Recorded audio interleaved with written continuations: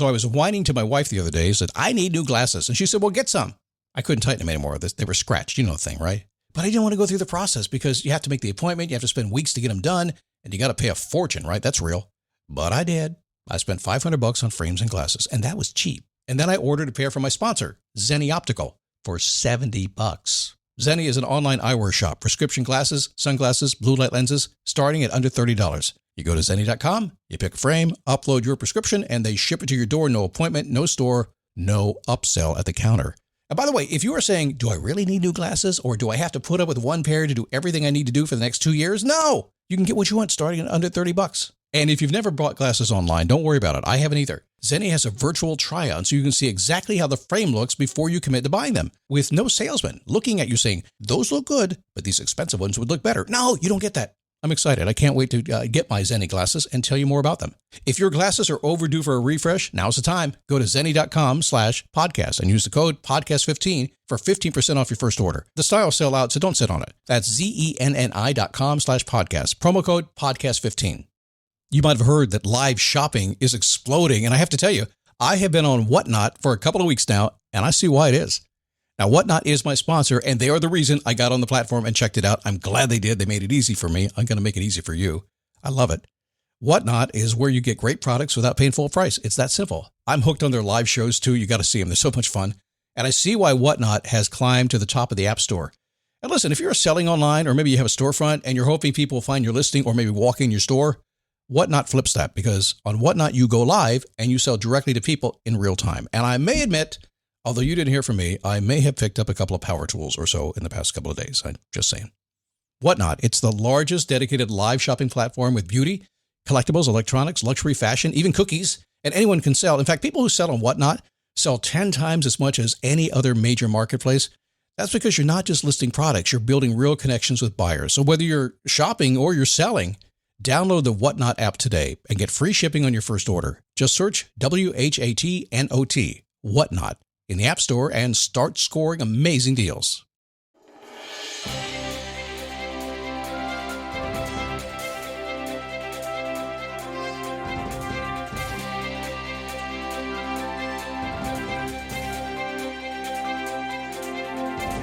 How are you?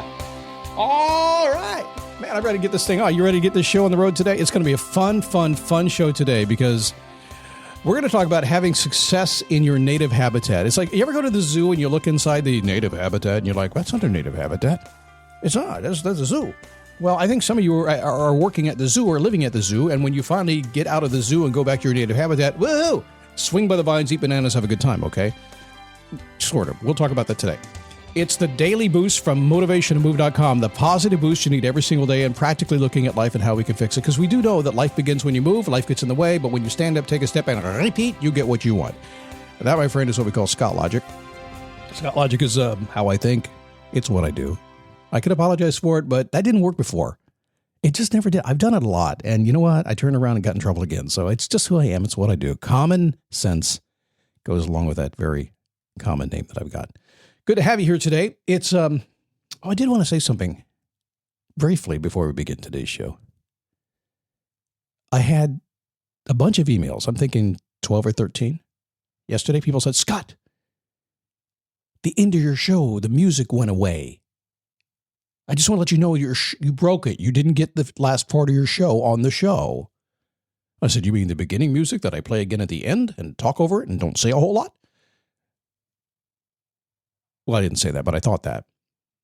So I sent back a note and said, well, I just decided that last 60 seconds was just kind of redundant and not to do it. And plus, I really like the way my booming radio voice sounds when I say I'll see you tomorrow on the end of the soft music. So there it is. It's completely egotistical, but I think it's cool too. That's what happened. Stop it. Let's talk about something that's going to motivate you today. If I haven't said this before to you, there is something I've heard maybe thousands of times in my life now. I think it's poppycock, but I've heard this a lot. You need to get out of your comfort zone if you want to succeed. Poppycock. Just thinking about that word. Awfully fun to say. Don't really know what it means. Have no idea where it came. Poppycock. You said it a couple times today. You're going to go throughout your day today saying poppycock. I know you are. This afternoon, you're going to be in the office with your boss, and you're going to say poppycock. I cannot tell you how many times I've heard that. Thankfully, that silly piece of advice is something I've accepted only a couple of times. Getting out of my comfort zone to succeed. Pff, come on. I tried. I hated every second of it. I mean, it's kind of exciting. It's exciting on the surface when you start. Like, let's get out of our comfort zone. Yeah, let's go do it. And then suddenly you're in the middle of it going, what the hell are we thinking? Are you with me on that? I ran right back into what makes me comfortable. Chicken, you ran. No, I did. No, I'm not a chicken, and you know, but listen, we talk real human around here. We don't talk like people that don't talk human. I have never told anybody to get out of their comfort zone. And I've talked to a lot of people, tens of thousands of people at this point. Never said, get out of your comfort zone. Then get back with me next week. We'll check in, hold you accountable, and see how you did. I don't do that because when I hold you accountable, you fire me. Nope, not going to tell you what to do. But Scott, isn't getting out of my comfort zone how I get what I want? Yes and no. That's why they give me the big bucks, because I'm an expert. I can give you the quick answer just like that. Yes and no. Should be a politician, actually. Don't get me wrong. I firmly believe that you should continually expand your limits. Expand the limits of your comfort zone. You should expand. Hear keyword expand there, okay? Expand. It's like a bubble around you. Expand the bubble like you gave your 5-year-old grandchild a little bubble machine to see how big he could grow the bubble. Expand yourself as you grow into the next chapter of your life. I really believe that. I think you should be pushing the boundaries of your comfort zone right up until you feel the bubble around you about to burst. Now, call me silly, call me practical, call me whatever you want to call me. It's okay. I've every single name that you can call me, I've been called. It's okay. I got it in the book. I'm cool. But nobody wants to burst their bubble. They don't. So why do we believe this so strongly? Well, because I believe this. Write this down. Some of you will need to. Write it down, post it wherever you want to. Get your notes out. This is simple. You probably shouldn't tell you to write it down, but you should. And you know this already, but I'm going to remind you of it. I want you to expand, but you will never perform to your full potential if you are not comfortable with your situation, your environment, your skill set, and just about everything else. You will never perform to your full potential. But Scott, I'm good under pressure. It's because you practiced and got good under pressure. Under pressure is your freaking comfort zone. Have you not figured that out yet? If you're not comfortable with your situation, your environment, your skill set, or just about anything else, you're not going to do the things you want to do. So while you're out there pushing the comfort zone because somebody said push it, I got news for you.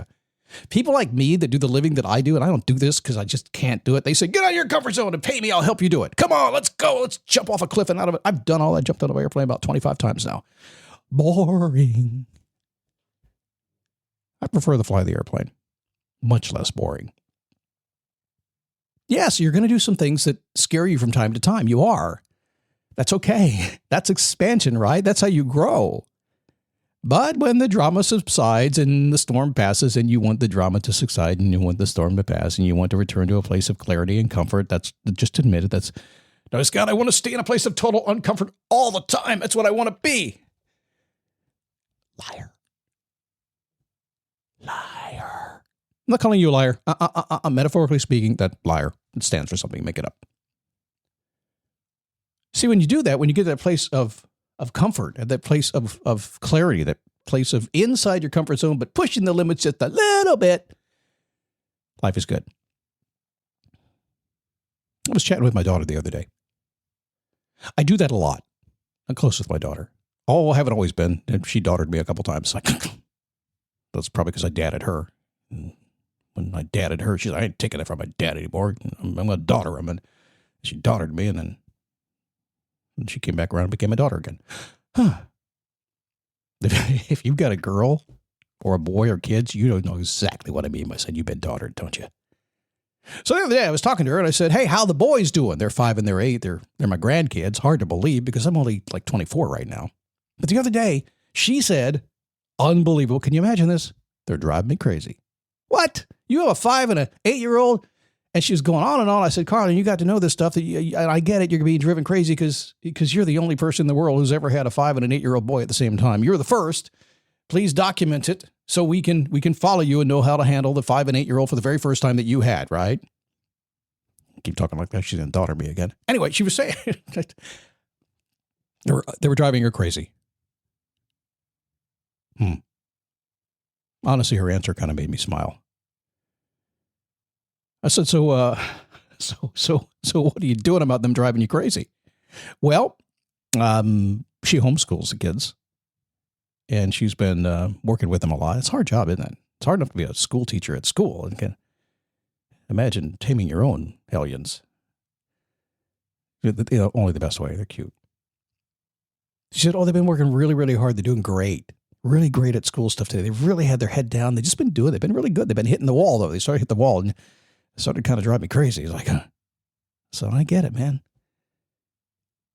Teaching your kids, handling employees, heck, just about anything. You can go down to the Target or the grocery store these days, and people can drive you crazy, can't they?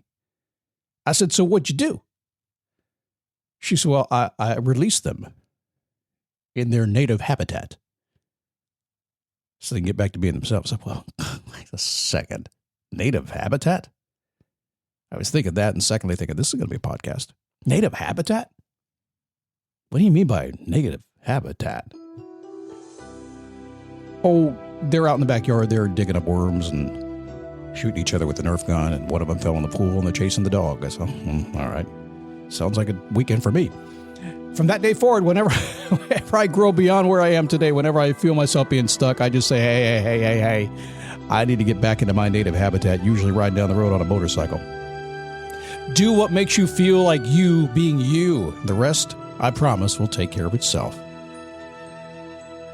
I'll see you tomorrow.